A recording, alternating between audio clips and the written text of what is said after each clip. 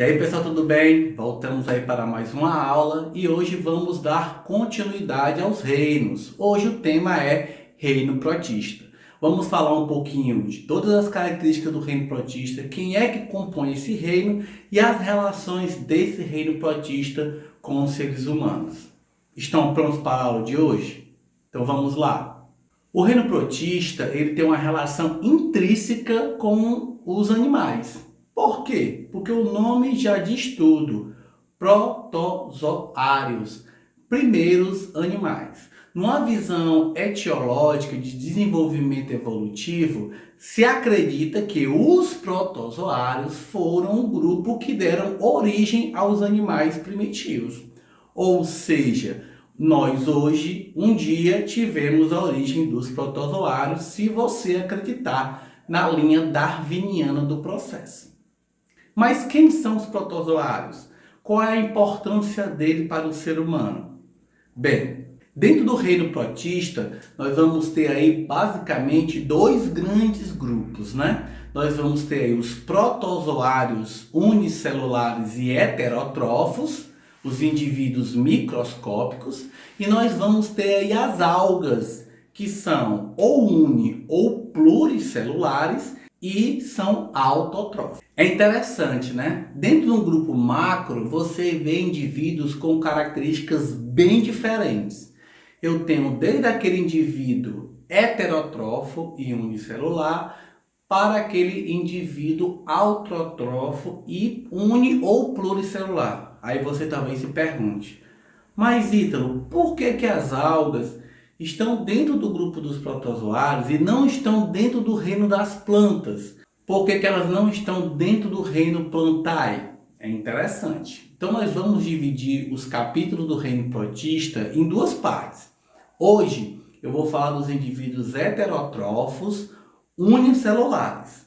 Na próxima aula eu falo dos indivíduos pluri ou unicelulares autotróficos. E aí a gente conversa um pouquinho sobre as algas e fala por que as algas não estão dentro do reino Plantae e sim dentro do reino protista. O interessante desse grupo é que ambos os indivíduos são eucariontes, ou seja, eu tenho uma célula com um núcleo e dentro desse núcleo eu tenho o meu material genético, tá? São células sem parede celular, não existe parede celular, diferente dos fungos, que possuíam parede celular de quitina, e na sua configuração básica, como você pode observar aí na figura, ele tem uma linha evolutiva muito interessante. Então, dentro dessa figura, você observa que eu tenho inicialmente o reino Monera, que nós já conversamos sobre ele, que exatamente compõe as bactérias e as arqueobactérias, indivíduos unicelulares procariontes.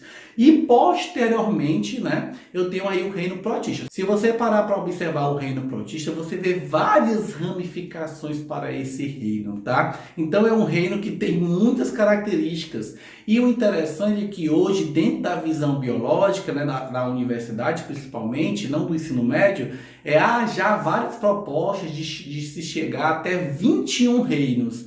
Mas para que tanto reino? Exatamente para que se possa abranger todas as diferenças dentro dos animais e das plantas, dos fungos, dos protozoários. Se eu realmente aumentasse os reinos, eu poderia tirar as algas dentro do reino protista, eu poderia tirar indivíduos dentro do reino fungi, eu poderia pegar as algas e dividir em dois grupos. Então essas discussões são interessantes. O que é que nós devemos levar em conta para gerar essas discussões? Nós temos que observar as plesiomorfias, né? As semelhanças entre os grupos, o que é que um animal, o que é que uma planta, o que é que um fungo, um protozoário tem semelhantes entre si, para a gente poder, né, ficar ali agrupando os indivíduos.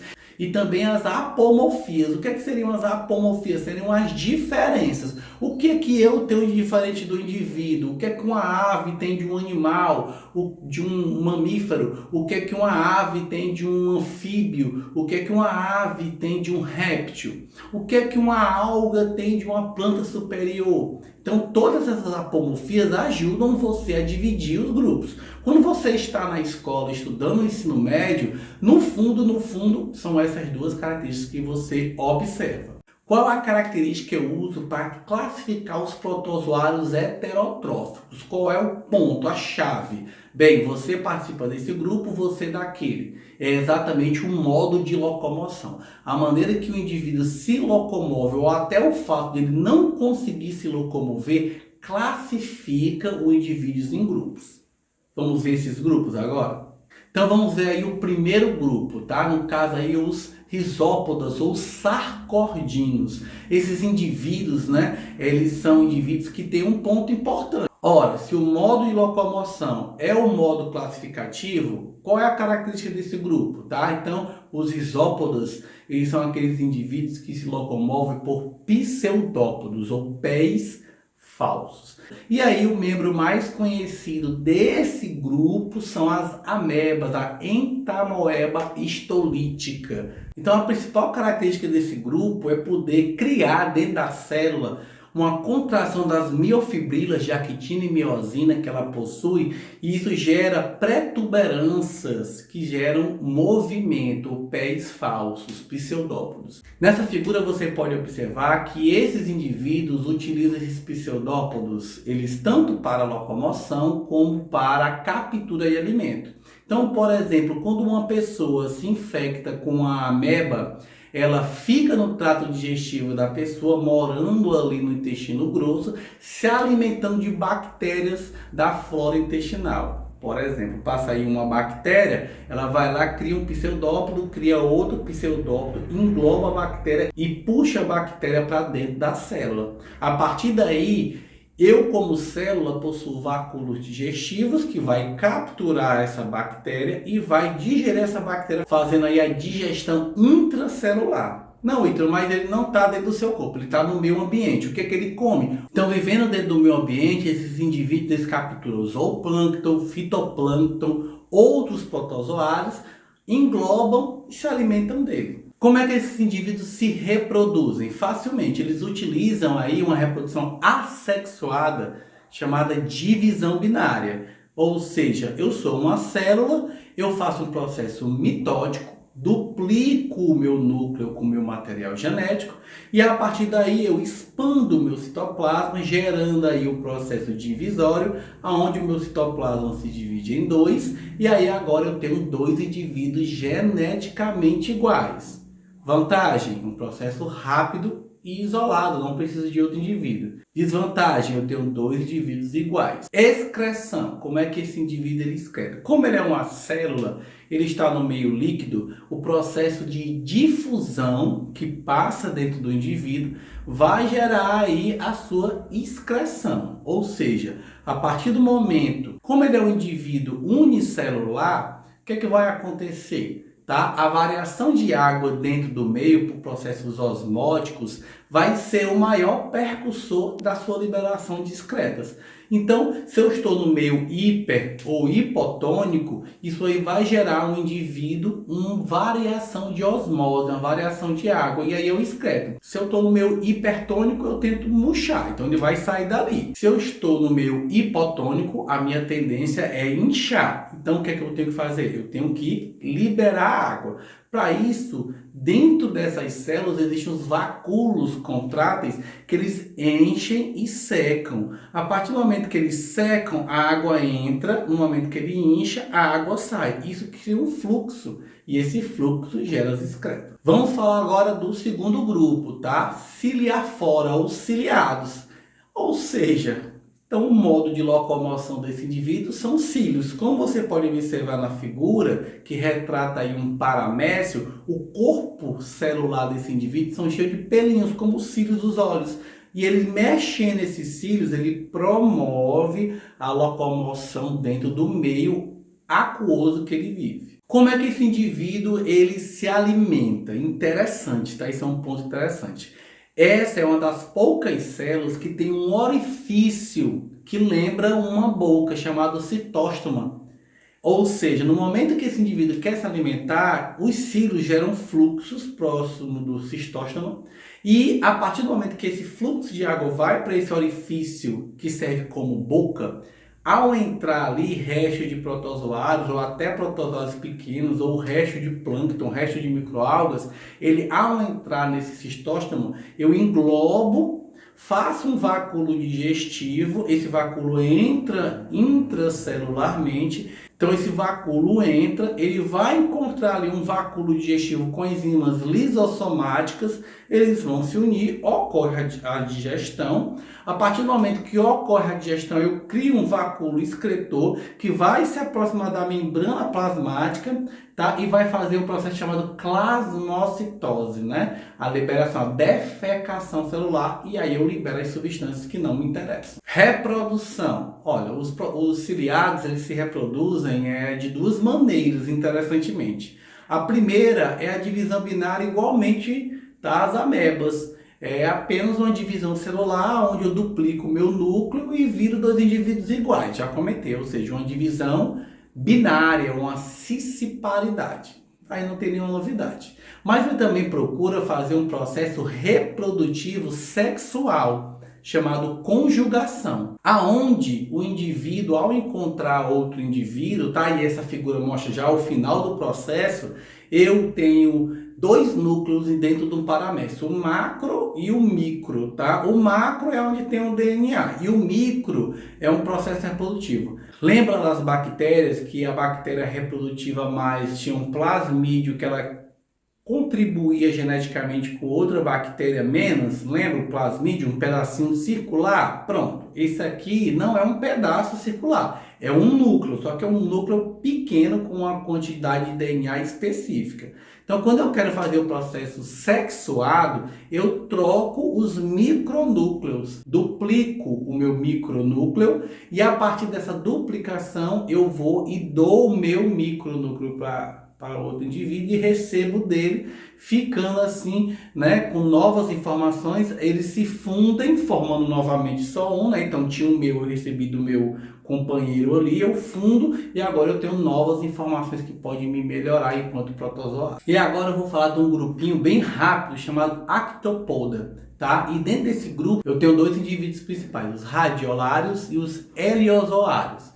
Quem são os radiolários? São protozoários que fazem parte do citoplâncton e tem uma carapaça de sílica específica juntamente com quitina, tá? E dentro dessa carapaça eles armazenam óleos que permitem o processo de flutuação. Já os heliozoários são também do mesmo grupo, só que eles têm um formato circular com axopodas, tá? Com pequenos espinhos e por isso heliozoário, porque o formato dele lembra um sol com seus raios sendo propagados, e esses indivíduos eles fazem parte do plâncton e utilizam esses, né, axopodas para capturar o alimento, né, e se alimentar por fagocitose, né? Ele também tem uma característica amebóide que vivem dentro dessa carapaça. O próximo grupo são os foraminíferos, e esse grupo ele é bem interessante até mesmo pelo processo de importância econômica que ele tem hoje. Os foraminíferos, eles são compostos por uma cápsula chamada teca, né? Então eu posso ter ali um forame onde eu me localizo o indivíduo dentro de uma capa que em poucas vezes é formado por quitina e a sua grande maioria de vezes é formado por calcário. Como há uma história muito grande dos foraminíferos, desde o pré-cambriano até os dias atuais, o grande interessante desses indivíduos, tá, não é nem a sua participação dentro do plâncton, e sim a sua sedimentação. Esses indivíduos, enquanto estão vivos, né, como ele armazena óleo inteiramente e ar, ele flutua com essa tequinha microscópica formada de calcário. Mas quando esse indivíduo ele morre, ele sai e sedimenta no solo. E ao longo do tempo, essa sedimentação de milhões, bilhões, números incontáveis de foraminíferos gerou aí a formação de uma rocha sedimentar. E essa rocha sedimentar de foraminíferos específicos, desde o pré-cambriano, eles sempre foram utilizados pela humanidade sem se perceber que vinha de um indivíduo microscópico.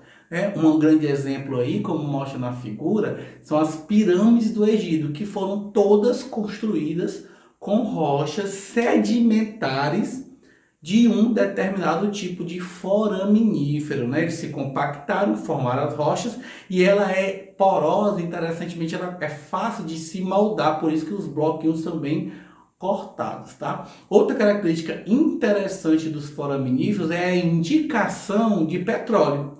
Né, nas conquistas geológicas, no estudo geológico, quando você encontra áreas formadas de sedimento, tá, de foraminíferos, essa rocha específica, provavelmente abaixo dessa rocha, ou você vai ter bolsões de gás, né, o gás natural, ou você vai ter bolsões de petróleo. Então, aí nos estudos geológicos dos mares, do pré-sal de outros tipos de descoberta de petróleo, se você achar uma rocha sedimentar de foraminífero, opa, vamos investigar porque aqui provavelmente tem petróleo. O outro grupo de protozoários é o apicomplexa ou esporozoários, tá? Esses indivíduos eles não têm modo de locomoção, tá certo? Eles não se locomovem, então protozoários risópodos, pseudópodos, tá? Ciliafora ciliados, tá?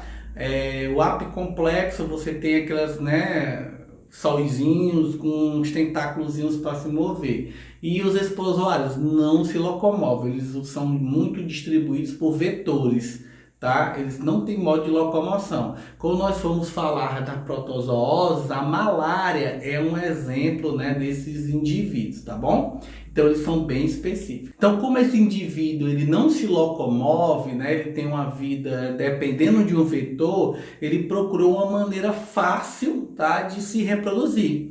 E essa reprodução ela vai ocorrer a partir de uma divisão celular assexuada, uma reprodução assexuada por divisão celular, aonde eu tenho uma célula, essa célula vai ter um núcleo, dentro dessa célula eu multiplico vários núcleos, tá? Depois que eu tenho aí uma multiplicação sincígio nuclear, aí essas células se dividem e formam aí vários esporozoários distributivos, tá? Então, muitos insetos passam a se hospedar desses indivíduos, aonde ocorre esse tipo reprodutivo assexuadamente. E a última classe que nós vamos falar aí é a classe flagelada, também conhecida como Zoomastigofora, tá? Então, o nome já diz tudo. Se ela é flagelada, tá? É porque ela possui um flagelo. Então, esses indivíduos são muito nadantes, certo? Eu tenho aí, por exemplo, indivíduos que entram na corrente sanguínea